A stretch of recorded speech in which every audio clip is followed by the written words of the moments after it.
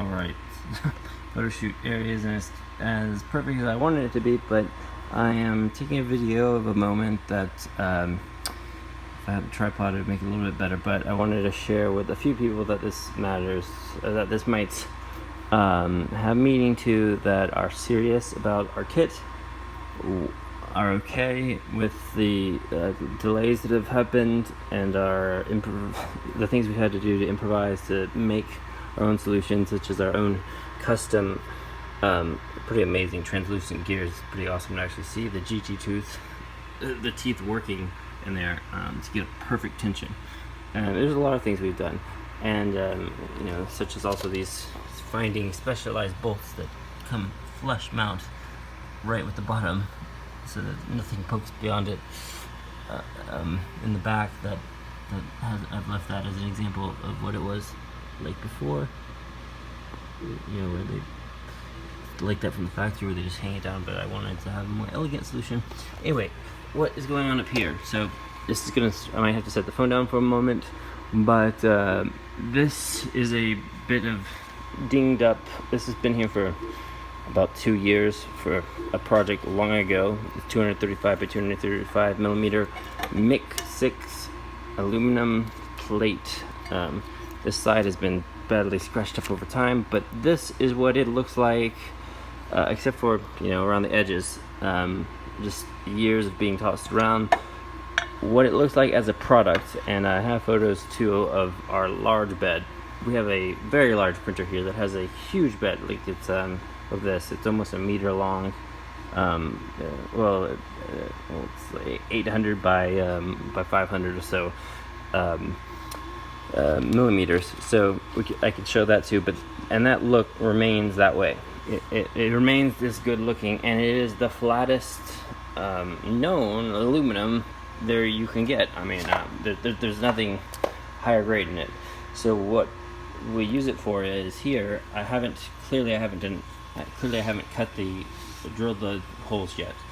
But this is the idea: is that once you get the basics of the kit, where you can go ahead and finally have your entire 3D printer actually supported on both axes, right? So you don't have the cantilever hanging down, and we're adding proper weight in a proper place for it, right? This is where you want this is where you do want absolute perfection in terms of a flat surface, right? You want it on the bed, but without this kit with the Dual Z, it's just impossible to do, because why?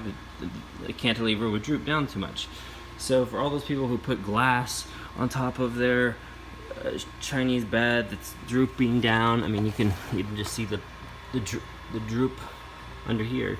For all those that deal with that, or everyone that does that is just covering up a problem that can be fixed, and we offer the solution for that. It's going to be available on the site very, very soon. So what's missing here on this one is, again, I do apologize, it's going to be a little rough on the edges, but I want to show at least a little bit of the sample we have in right now of this MIC 6 plate, that's tooling plate that is totally flat. I can get some numbers on that in terms of how they grade that.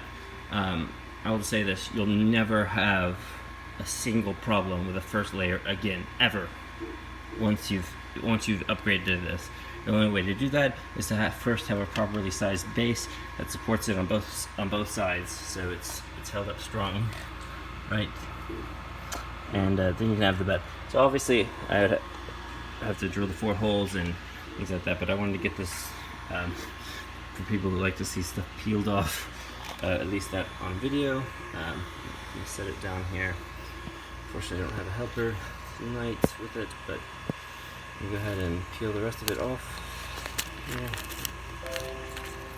And then a little bit of isopropyl alcohol around the edges, just to show you what it looks like. This is genuine. This is how it will appear. Will look when it's shipped to you. The only reason it's not this shiny on the other side is because for years it was used for just random purposes around here. We just needed some metal to put down, we would use this because the project it was originally for was not used. Originally, I was thinking of putting it on an Ender 3 to increase the fix the droop on the Ender 3 bed, but obviously it's way too thick for that. Actually, the thing we have now, this thickness here, this of aluminum that's solid for this kit, is actually the thickness of the bed plate I'm going to make for the Ender 3. The reason why it's thinner is because it has to sling that mass around, right? It has to move it around, and your print depends on it. The quality of your print depends on how well that axis can move. It's slinging back and forth. But on the Ender 5, when you have this cube, you know, this is what I call a proper 3D printer, where you've got a proper frame, right? It's not the cheap one where it just has an arch over it to minimize materials. And this one has all the axes moving, you know, with as little extra weight, with as little weight as is possible, versus moving large plates around. So this is what this will look like. I have some examples of on our other machines of what the heating plate will look like. Obviously, this kit, when it's available, this is kind of what it's leading up to. You get this and this together, you're set. It's going to have a silicone heating pad on the underside.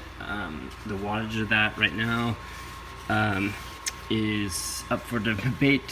750 is a bit extreme. That's what we use for our 310 by 310. But we're thinking about 50 to 60 watts. And it will come in one of two ways. Either a solid state relay, this is an example of one of those, and there's some proper ways to use them that allows you to get the most power out of it from the wall, the AC wall, or we might do a 24 volt version, which would limit the wattage and it wouldn't heat up as fast, but it would use the 24 volts already going to your machine, and a device known as a MOSFET that would allow it to not have to that would allow it to be able to power the bed directly from your power supply versus, you know, the terminals that say for bed heating on the CoreXY printer motherboard, or whatever you like to call it, stock board. That way it doesn't put strain on the board, the terminals, anything like that. Anyway, this is a preview of it. Clearly it would be absolutely perfect when we order them in for this. I just wanted to give some people a preview of what this is, just any bit of what this is going to be like. So a bed that you will never have a single issue with, no first layer issues ever on. And just having that, most people don't ever know what that's really like. They go around just trying to put borosilicate glass on. You're just putting band-aids on the problem. The main problem being, of course, that you need a proper first layer, not one that is moving up, not one that has droops in the middle where it's farther away from the supports. I know you guys will know that if you put your nozzle over there, in the center, it'll dip more than it does on each corner. This eliminates that. Just so you know, I haven't leveled this to that plate yet, so I'm gonna move this out the side just in case it hits the nozzle. I haven't set it for that yet. But of course, yeah, four hole mounts, and it'll have a machined recess of about 2 millimeters on the bottom side, or 1.5. So the silicone plate will basically be flush on it. It won't be like a sticker added onto it. It'll be inside on the under part of this, and the thermistor. Unlike a lot of people who make those types of silicone heated pads, where they take the temperature from the underside of the heated pad itself, we actually, with the supplier that builds ours, we design ours so that the thermistor is actually in contact with the diode actually has a little compartment on the bottom side of this to actually measure the aluminum's temperature, not the temperature of the underside of a silicone bed heater, which is a problem most people have. Last notes on this, I could go on about some of the thermodynamics of this, but I'll try to be brief on this. One of the reasons that I just am appalled at using glass on printer beds as a means to try and make it flat and fix the problem, right, is that glass is a horrible conductor of heat compared to, you know, the Q equals MC delta T. If you guys know your physics, Q is energy, M is the mass of the system, C is the coefficient between the two surfaces, and T is the time, delta T is the amount of time exposed.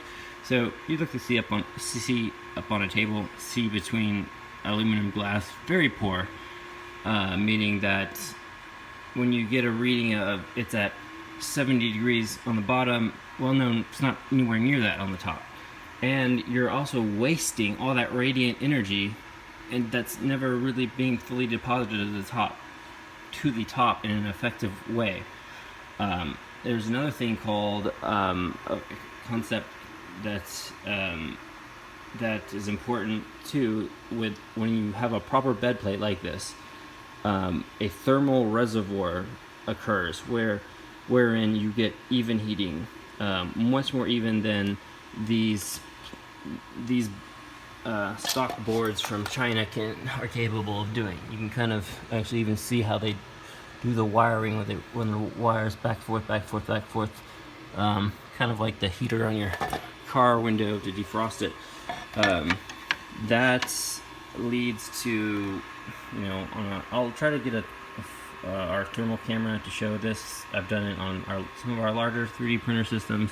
I can do it here too, where it shows unevenness. And what happens is when you heat up a thick reservoir of metal like this, it more evenly distributes the heat, and it holds onto it longer, so there's less fluctuations of heat.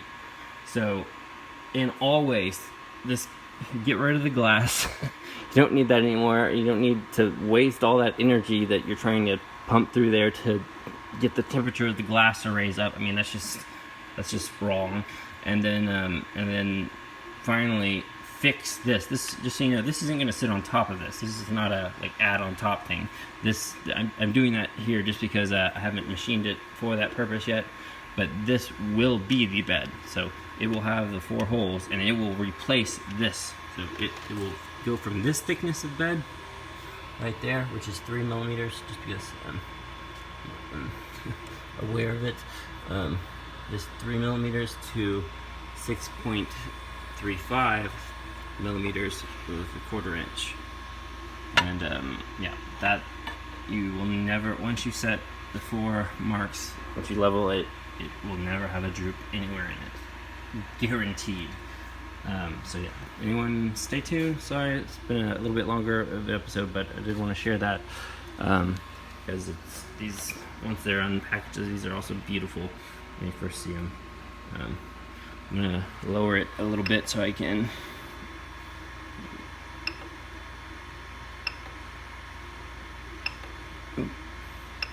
prepare. Oh, sorry, let's see what in here. Move axis Z. I'm gonna move it down a little bit. There we go. So I can get it centered and not colliding with that. Just again, I hadn't set. Again, of course, with our kit, it still has the exact same. It's an M4 threaded hole here for the your set screw. I think I reversed this one around just based on how it needed to be, but yeah, this is showing you what it looks like. I wish I could get those fingerprints off there for you. Hold on. Just add a little bit of this there. And get a little bit of that off of it.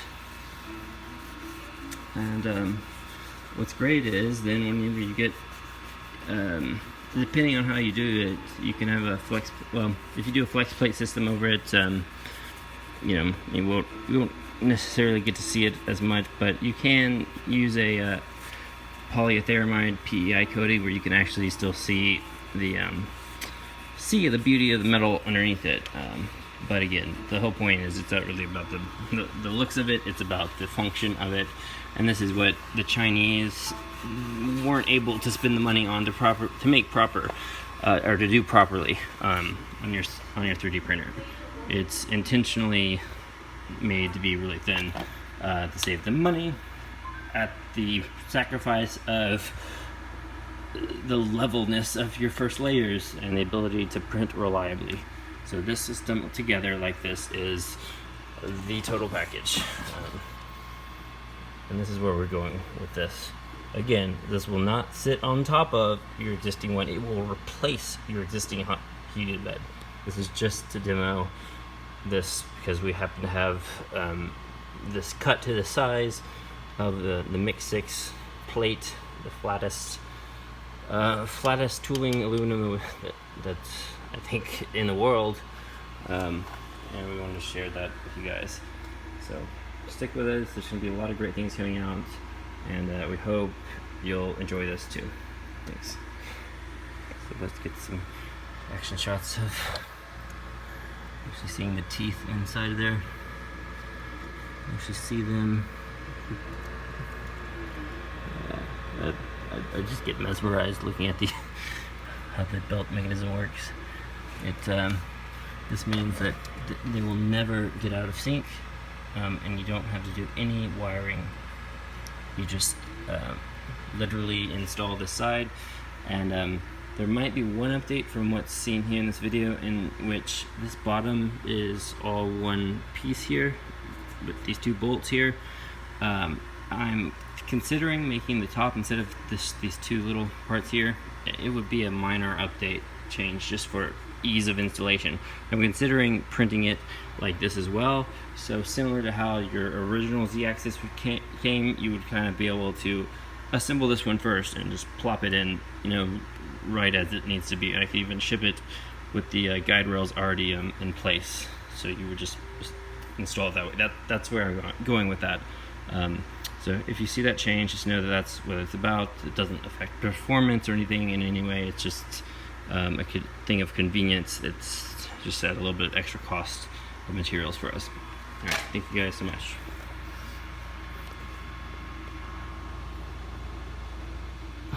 Now we can start printing on this.